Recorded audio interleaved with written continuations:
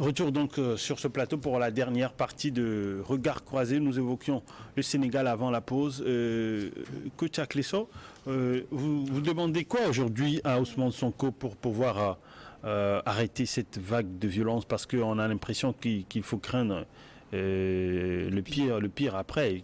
Le 30 mars, c'est pas loin, c'est dans quoi? 2 semaines au plus. Le problème avec les galvanisateurs ou les vendeurs d'illusions, c'est qu'ils ne maîtrisent pas ce qu'ils ont galvanisé.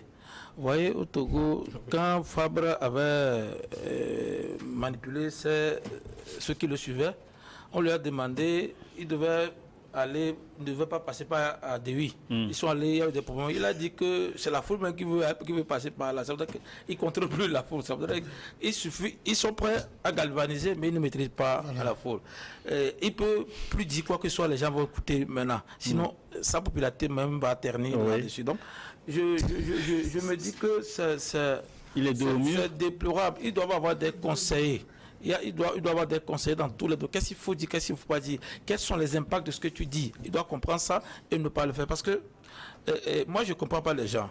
C'est eux, quand les gens disparaissent, ils disent qu'on ne juge pas des gens, que le pouvoir font disparaître des gens. Maintenant, quand on veut juger les gens aussi, ça crée encore de problèmes. Qu'est-ce qu'on veut réellement? Alors, je pense que c'est parce que de ce procès pourrait dépendre la candidature prochaine de Ousmane Sonko pour les élections présidentielles.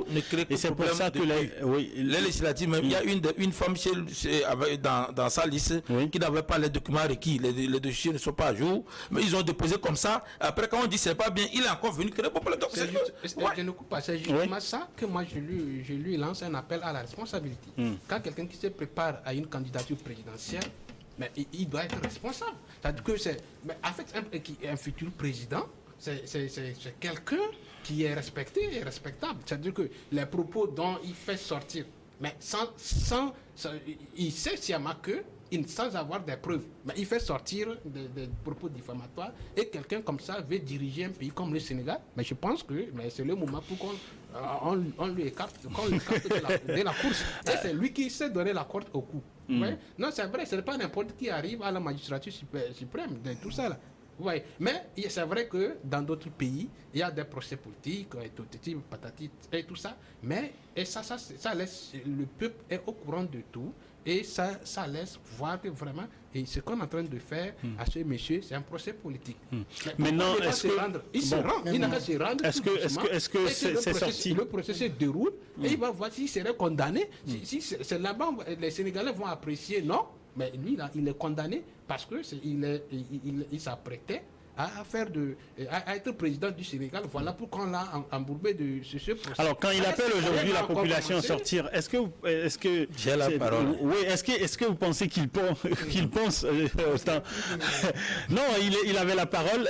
si, on va partager tout à l'heure.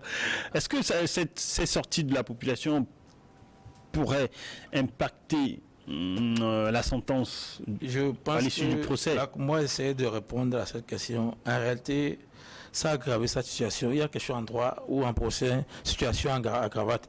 Tout ce qui s'est cassé, tout ce qui s'est passé autour de ça, on va les récupérer pour mettre sur le procès, parce que c'est lui qui a engendré tout cela. Lui, s'il n'avait pas appelé la jeunesse là à manifester, il n'y aurait pas ça. Donc, moi, j'ai pour dire que même ce n'est pas lui qui est la future personnalité présidentielle. Il y a Karim Wade aussi qui revient dans le pays pour des garanties. Or, Karim Wade a plus de visibilité que Sonko. Sauf que Macky Sall avait lancé un procès contre Karim Wade d'enrichissement sans preuve, je crois comme ça. Mais maintenant, il n'est plus sur ça. Donc, je pense que ce n'est pas forcément lui qui a même de diriger le pays, mais c'est qu'il voulait juste créer une opération de communication pour être encore plus. Parce que moi, depuis la candidature de la femme là, où lui-même, il consacre que les dossiers ne sont pas en règle, mais il dépose, et quand on lui rappelle, en tant qu'un maire, on doit quand même être aguerri dans les trucs liés au-dessus à l'administration. Donc, il ne faut pas voir ça. Et que je conseille les jeunes aussi, ils n'ont qu'à voir.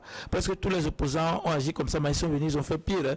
Il y a Abdoulaye Wade même qui était opposé, il a fait ça. Il y a Macky Sall, et qu'on pensait, lui aussi, comment. Donc, il faudrait qu'on comprenne que les opposants manipulent trop les gens. Je ne veux pas dire pour opposants, je veux plutôt utiliser la connotation politicienne, que les politiciens plutôt manipule la population, qu'ils soient éveillés pour ne pas tomber dans le piège. Et même si on chôme là, c'est pas quand quelqu'un évoque le problème du chômage qu'il faut quand même aller faire tout. Alors, dans cette atmosphère, à l'approche des élections, c'est inquiétant, M. Agboui. Des tensions à l'approche de la présidentielle. Le coach l'a dit tout à l'heure, qu'en droit, on appelle quelque chose la situation aggravante. Ça veut dire que on va regrouper beaucoup de choses contre lui. Et qui va. D'ailleurs, même Senko, ce n'est pas le premier procès. Il y avait des peines qui pesaient sur lui. Oui. Donc, il ne sait pas jusqu'à présent que lorsque cette chose-là se trouve dans son sillage, ça ne va pas. Et en même temps, pour les précédents procès, il n'est pas déclaré coupable. Non, il n'y a pas de procès. Je dis que avant ceci, il y avait des peines qui ne valaient pas en réalité la peine. Donc, le problème de cette petite fille-là, un présidentiel qui commence par être enfoui dans cette histoire de trucs-là, vous voyez, moralement, ce n'est pas du tout normal. Oui, mais c'est bon, enfin, ok, allez-y. Senko, même, peut-être c'est qu'il reconnaît qu'il n'a pas de preuves. Oui, il a manqué l'occasion de se taire. Il n'aurait pas dû dire ça. Maintenant, il ne peut plus. Il veut utiliser. C'est là nous parlons de la situation profane de ceux qui suivent Senko. Maintenant, vous préconisez. A dit que je n'ai pas de preuves, même si je n'ai pas de preuves, tant. Et moi, je vais le suivre. C'est ça qui est arrivé à Tchadam et ce que le coach a cité tout à l'heure, l'homme de ANC, là, comment on l'appelle même? Monsieur Jean-Pierre Fabre. Vous voyez, non. C'est des gens qui n'ont pas des stratégies, qui n'ont pas tracé des stratégies, mais qui croient qu'ils comptent sur... Vous savez, il y a une différence entre les gens, entre la popularité et la décision des urnes. Ce qui trompe un peu nos politiciens, surtout togolais, là, c'est que quand ils drainent la foule comme ça, ils croient que la victoire est garantie. Ce n'est pas, c'est pas possible. Les gens suivent ce type-là, ce n'est pas parce qu'ils veulent qu'il soit président. Les gens suivent ce type-là pour apprendre quelque chose, c'est fini. Apprendre quoi alors? Donc, pardon? Apprendre quoi alors? Mais vous savez, moi, quand les politiciens togolais là, lancent leur meeting là, moi, je vais pour écouter. Je veux savoir qui ils sont. C'est ça. Moi, je vais pour apprendre. J'ai appris, j'ai connu ce qu'ils sont. C'est pas pour t'apporter l'eau dans ton vin, c'est pour dire que, même au Togo ici, on a vu des gens qui sont allés casser pour l'opposition, mais pendant les campagnes, ils se sont retrouvés avec les tricots et ils allaient voter pour le parti au pouvoir. C'est pour dire il y a une différence entre appel à manifestation et la campagne électorale. Et vous avez identifié, c'était les mêmes personnes. Non, vous savez, maintenant je viens à la question que est-ce que cette situation pourrait entraver l'atmosphère de l'élection qui arrive, bien sûr. Bon, pas pour le peuple, mais pour Senko. Si Senko ne retrouve pas le chemin de la sagesse pour revenir à de meilleurs sentiments, calmer les jeunes profanes là qui courent derrière lui. Avant l'organisation des élections. De paix, etc. Entre-temps, on a l'habitude de dire que le Sénégal est un modèle de démocratie. La démocratie. Mais aujourd'hui, ce que nous sommes en train de voir et d'écouter un peu partout, l'image du Sénégal dans le sillage démocratique est en train de se ternir.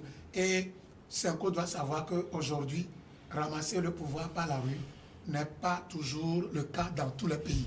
Il doit savoir que s'il veut être présidentiel, il faut qu'il pose des actes de sagesse pour que le peuple lui accorde peut-être le mandat. Voilà. Une seconde. Le code électoral sénégalais dit que quand tu as été condamné, tu ne peux pas te présenter aux élections. Ça voudrait dire que si la Cour le condamne, il n'y aura pas d'élection. Donc, c'est pour que ces avocats font tout pour qu'on passe de report en report. Alors, on va terminer avec le Togo. On revient donc à Lomé pour parler de deux confrères, parce que ce sont des journalistes. Moi, je suis journaliste également. Ce deux confrères, Ferdinand Haïté et Isidore Kouanou, qui est du bi-hebdomadaire L'Alternative, sont condamnés à 3 ans de prison ferme. La décision est tombée mercredi dernier et elle a été donnée par le tribunal de grande instance de Lomé. Alors, ces deux confrères avaient été arrêtés pour ces faits les 9 et 10 décembre 2021. Ils avaient été remis en liberté provisoire le 31 décembre de la même année. Isidore Kouanou, qui n'avait pas été détenu, avait pour sa part été placé sous contrôle judiciaire avec interdiction de quitter Lomé, la capitale togolaise. Et il y avait Joël Ega également, paix à son âme, qui est décédé le 6 mars 2022. Alors aujourd'hui, ces deux, Ferdinand Haïté et Isidore Kouanou, sont condamnés. Et il y a un mandat d'arrêt contre eux parce qu'ils sont introuvables. D'abord, c'est là où je ne comprends pas aussi des fois nos avocats, à moins qu'ils savent ce qu'ils font. Quand on te convoque, ça ne veut pas dire qu'on veut t'enfermer. Tu y vas. C'est-à-dire que tu y vas si tu n'as rien à te reprocher. Parce que le fait que Ferdinand ait fui, le condamne automatiquement. Mais les gens ne comprennent pas. Alors, est-ce qu'il a fui? Il est introuvable. Il a tweeté pour dire qu'il est sain et sauf. C'est ce qu'on, mais tout ce qu'on sait qu'il n'est pas sur le territoire. Mais il dit qu'il est hors de danger, je pense que c'est l'expression. Oui. Donc ça voudrait qu'il le Togo n'est pas... Vous n'allez pas dire que le Togo constitue un danger? Non, c'est lui qui le dit. Sinon, non, mais s'il est hors de danger, ça ne veut pas dire qu'il est hors de danger. Vous voyez, vous savez, bon, d'aucuns diraient même qu'il voulait passer par le Bénin. D'abord, il n'a pas pu retenir qu'il aurait passé par le Ghana pour être par la police pour être au Ghana. Donc c'est cela. Mais vous voyez, il faudra qu'on comprenne. Moi, je dans l'affaire avec le ministre là, il y a Jerry Tama qui a écrit quelque chose qui n'est pas bien et il s'en moque alors que les lois qu'on applique à ces gens, c'est voté par eux, les députés. D'abord. Oui, mais il n'a pas la majorité, Jerry Tama. Non, Jerry Tama, tu n'as pas besoin d'avoir la majorité, mais vous voyez, quand un député ne doit pas créer des polémiques autour d'un sujet qu'il sait que c'est d'ordre national ou d'ordre judiciaire. Est-ce que c'est aujourd'hui il ne devrait pas avoir l'intrusion du législatif dans le judiciaire. C'est tout ce qu'il fait, cette déclaration. Je pense que ça met de l'huile au feu. Puis il dit qu'il y avait un accord. Quand on a un accord, et que les gens veulent savoir, ça ne te regarde que toi. Si tu acceptes, quelqu'un me convoque, je vais qu'on règle ça à l'amiable. Ça veut dire que je me reproche quelque chose, c'est pourquoi j'ai accepté qu'on règle ça à l'amiable. Sinon, on va aller jusqu'au procès. Donc. Et en plus, cela, s'il n'y avait pas une note qui prouve que aucun d'entre nous ne va plus laisser à justice contre l'autre, on va pas le faire. Et de l'autre aussi, Ferdinand a été, la Constitution promet la liberté d'expression, mais la Constitution punit également le discours violent. Il faut lire, quand vous lisez au niveau de l'article sur le droit de liberté qu'on soit là, il y a l'article 25 qui dit que toute personne a le droit de donner son opinion, de droit de religion, fait tout cela, mais il a indexé ces gens par rapport à leur religion, à leur titre de pasteur, un ministre, il a vraiment investigué ces gens de personnes, et que les gens le comprennent ou pas, ce n'est pas parce que Ferdinand s'attaque au gouvernement de temps en temps que forcément quand il a tort, on doit quand même l'applaudir. Et tout le monde sait que quand vous lisez toutes les vidéos de Ferdinand, il investigue le gouvernement, mais s'il a des procès, c'est bon. Mais ce que je sais, sur le procès Petrogate, on lui a demandé des preuves qu'il n'a pas pu produire. Donc ça voudrait dire que déjà, il y a un souci qui est là-bas. Moi, ce que je dis, il faudrait que les gens laissent la justice travailler. Pour le moment, il n'a pas été prouvé dans un tribunal que ce sont des faussetés ou bien on est en train de mentir. C'est plutôt le ministre qui dit qu'il est en train de les diffamer. Et en droit, quand tu diffames quelqu'un, il prouve la malversation plutôt. Ça veut dire qu'il montre les preuves que tu as été aussi alors que tu crées problème et ça va aller comme ça. Donc la liberté d'expression, ce n'est pas un fourre-tout. Les gens doivent le comprendre aussi, parce que une fois que tu prends quelque chose qui expose l'autre, il a le droit d'essayer en justice pour prouver que cela, peu importe ce qu'on dit. Les gens disent que si c'est comme ça, le président de la République a le droit aussi de convoquer les gens là-dessus, si on le diffame. Vous allez voir ces derniers moments là, les gens des réseaux sociaux, TikTok, console là, font des procès, on dit tantôt c'est Aristote et console là, juste, c'est parce qu'ils connaissent ça qu'ils vont. Une fois que tu es diffamé, tu peux essayer en justice. Maintenant, on prouve qu'ils montrent les preuves. Une fois que tu donnes les preuves de ce que tu dis et que c'est vérifié, tu n'as plus diffamé la personne. C'est ça le souci. Donc, moi, c'est l'avocat de Ferdinand qui essaie de convaincre Ferdinand de lui donner les dossiers, puisque déjà, qu'il n'est pas là, été condamné par la justice togolaise. C'est-à-dire qu'il ne s'est pas présenté au procès parce qu'ils ont été condamnés par contumace. Oui. C'est-à-dire qu'ils n'étaient pas présents. C'est ce que Non, il a fait sciemment. Contumace, souvent, les gens peuvent aussi, à cause de mission, n'est pas sur le terrain, mais il y a ici. Ouais, c'est pour ça que quand vous jouez sur les mots, quand vous dites qu'il a fui, moi je ne dis. Non, jusqu'à présent, son avocat n'a pas dit ça.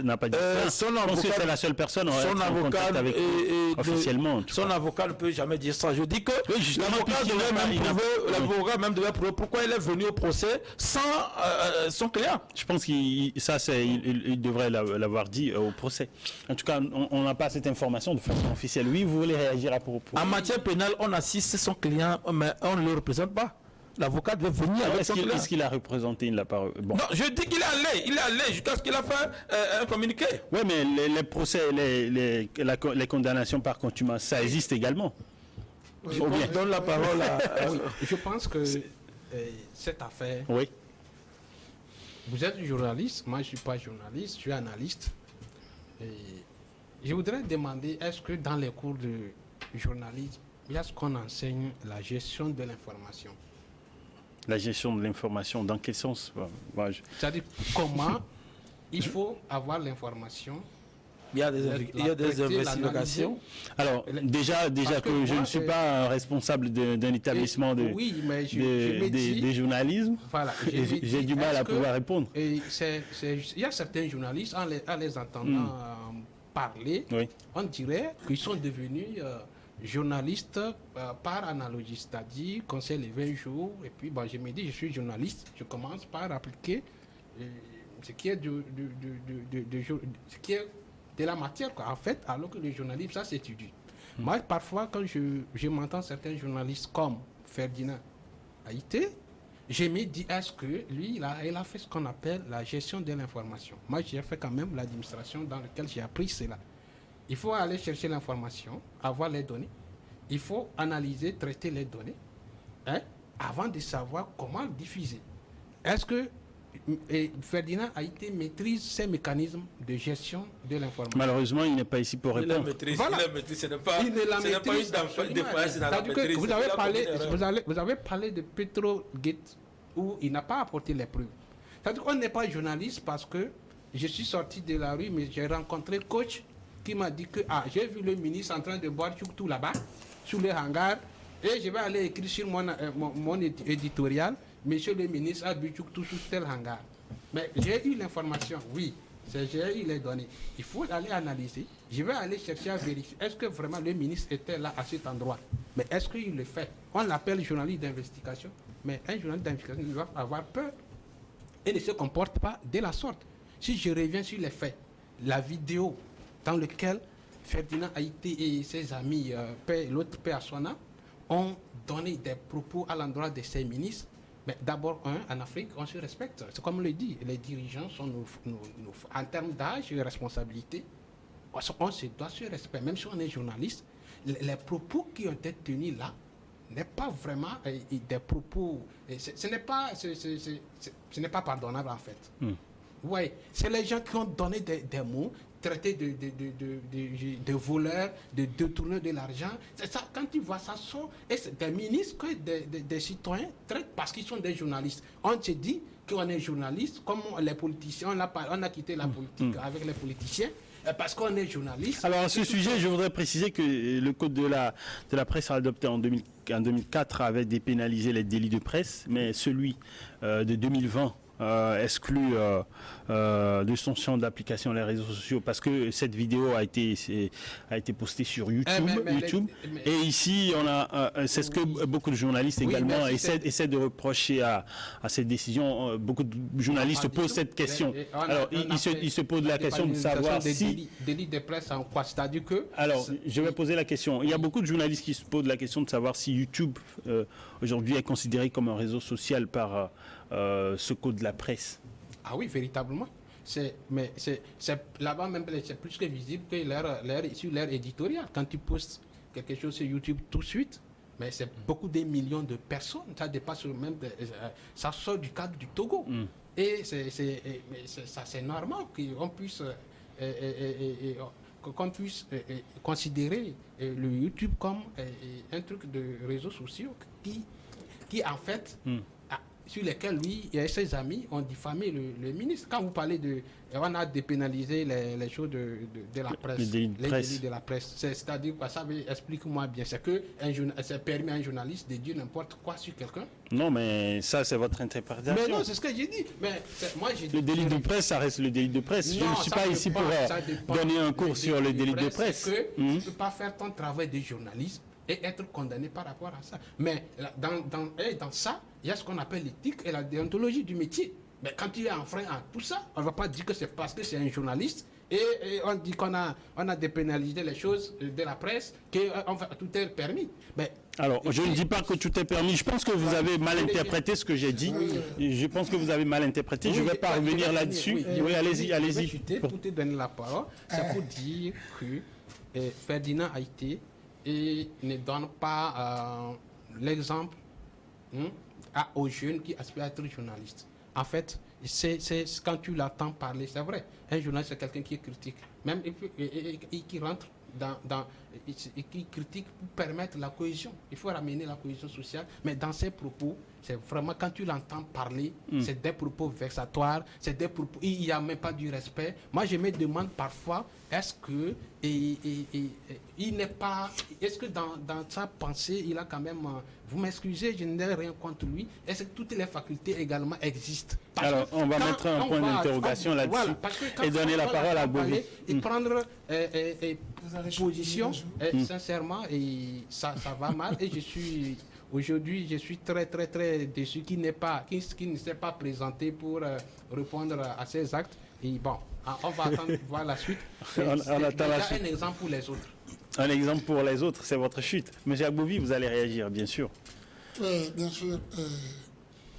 Moi, je n'ai pas compris le dernier mot de l'ACMO. Un exemple pour... Les autres journalistes, pour ceux qui voulaient aspirer, ils font des informations qui ne les traitent pas. Merci pour la parole. Vous savez, et moi,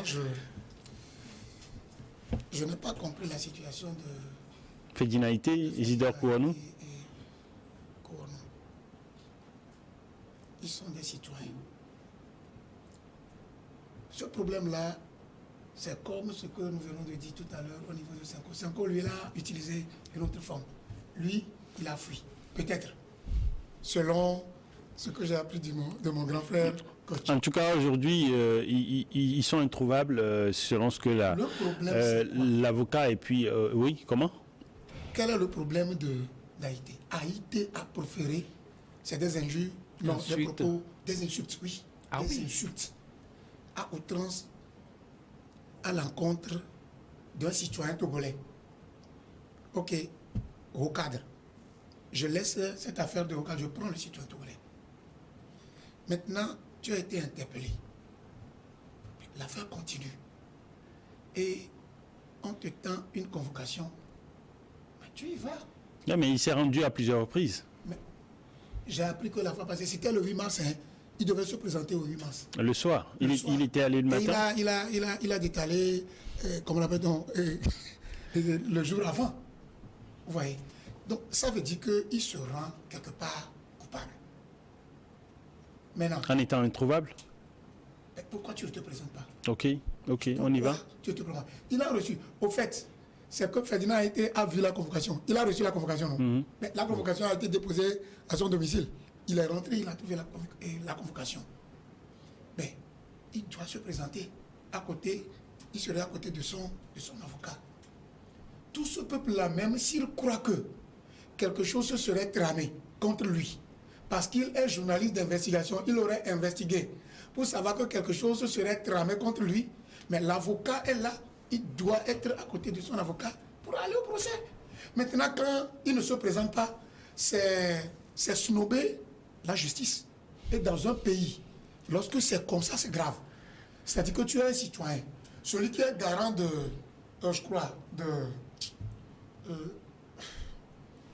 la justice. De la justice. Qui convoque toi, un citoyen, pour continuer quelque chose et tu fuis. Ça veut dire que, un, tu te reproches quelque chose, et de deux, tu snobes. C'est comme ça, ce n'est pas normal. Aujourd'hui, il est à quelque part. Moi, j'ai lu sur les réseaux sociaux il dit que je suis hors danger, etc. Bon, moi, ça ne me dit rien pour le moment. Mais c'est que il faudrait que journalistes d'investigation posent des actes.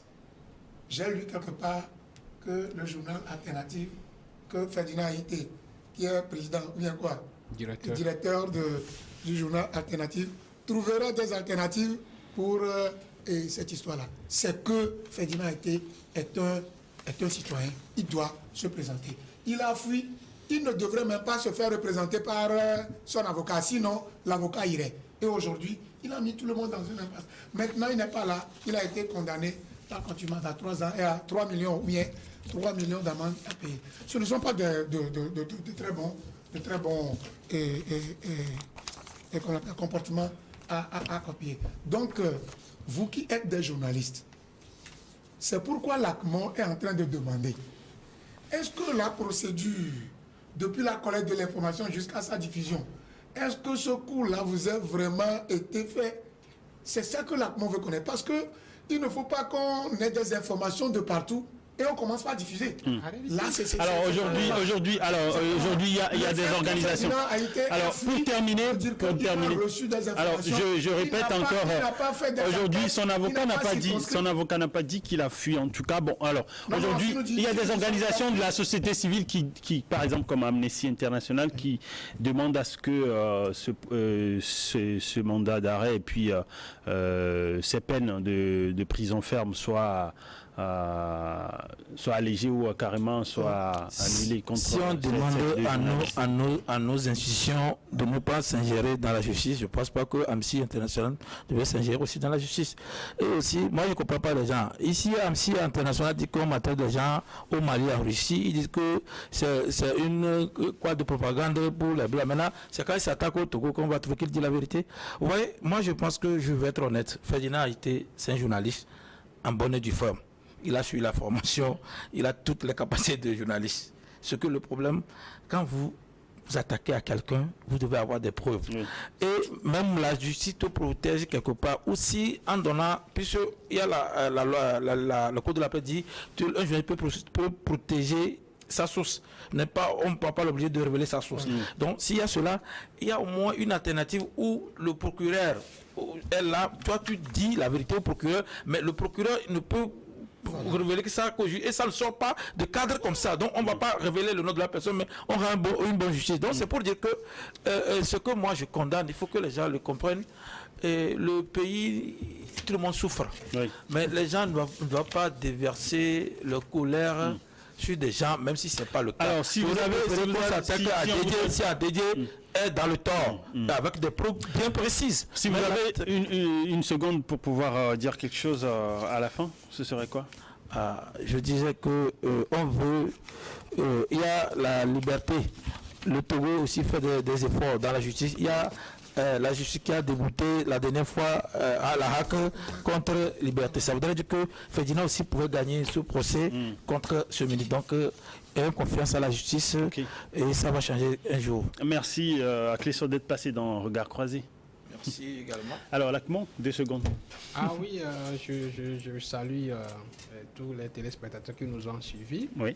Je dis également que notre mouvement Foi à la force du Togo a rencontré les derniers jours là, ces mobilisateurs. On a des projets qui vont se relancer bientôt. Donc que les gens nous fassent confiance pour que tout ce que nous avons promis puisse aller rapidement. Merci d'être passé dans Regard Croisé. Merci beaucoup. Monsieur Agbovi. Oui, moi, avant d'être analyste politique, je suis enseignant de formation. Oui, un grand enseignant dans les écoles à Lomé. Le gouvernement a décrété la semaine de l'enseignement technique. Voilà. Dans la PTE, c'est aujourd'hui. Je convie tous les élèves, surtout ceux qui sont en 3e, après le BPC, d'embrasser l'enseignement technique. Si vous voyez ce que les enfants de 14-15 ans ont produit, et la phase nationale avec le ministère au lycée technique en ce moment, et vous allez savoir que le Togo s'est relancé véritablement dans le professionnalisme. Okay. Donc, je remercie notre ministère de Merci également à vous, nos chers téléspectateurs, pour votre intérêt à cette émission. Bonne suite de nos programmes sur Nuit à Deux Fours.